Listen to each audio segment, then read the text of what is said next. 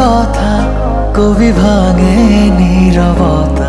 Dhallywood king Shakib Khan মানে নতুন কোনো চমক, আর ঈদ মানে সাকিবীয় উন্মাদনা। তবে আসন্ন ঈদ উল ফিতরের আবহে এবার যেন নিজেকে ছাড়িয়ে গেছেন এই সুপারস্টার। দীর্ঘ প্রতীক্ষার অবসান ঘটিয়ে মুক্তি পেল প্রিন্স সিনেমার প্রথম রোমান্টিক গান পরি। আবুল হায়াত মাহমুদ পরিচালিত এই সিনেমার মাধ্যমে প্রথমবারের মতো পর্দা জুটি বেঁধেছেন সাকিব খান ও কলকাতার গুণী অভিনেত্রী জ্যোতির্ময়ী কুণ্ডু। গানটির দৃশ্যায়নে দুই বাংলার দর্শকদের জন্য এক মায়াবী ও জাদুকরী মুহূর্ত উপহার দিয়েছেন তারা।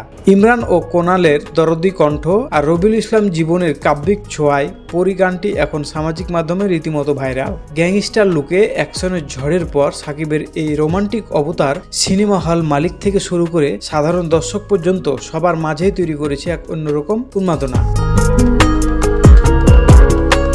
3 মিনিট 30 সেকেন্ডের দীর্ঘ এই গানটি যেন এক একটি ক্যানভাস।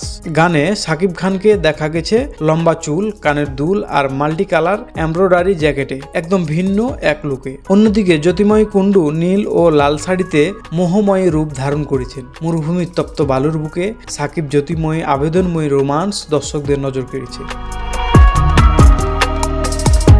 কখনো পাহাড়ের চূড়ায় রাজমহলে, আবার কখনো উটের কাফেলার মাঝে রাজস্থানী আমেজে ধরা দিয়েছেন। এ গানে কণ্ঠ দিয়েছেন জনপ্রিয় জুটি ইমরান মাহমুদ ও কোনাল। রবিউল ইসলাম জীবনের কাব্যিক কথার গানটির সুর সঙ্গীত পরিচালনা করেছেন খোদ ইমরান। গানটির প্রতিটি লাইনে ফুটে উঠেছে ভালোবাসার তীব্র আকুতি। ক্রিয়েটিভ ল্যান্স ফিল্ম প্রযোজিত প্রিন্স সিনেমাটি পরিচালনা করেছেন আবুল হায়াত মাহমুদ। এই সিনেমার মাধ্যমে সাকিব খান ও জ্যোতির্ময়ী কুণ্ডু প্রথমবার বড় পর্দায় জুটি বাঁধছেন।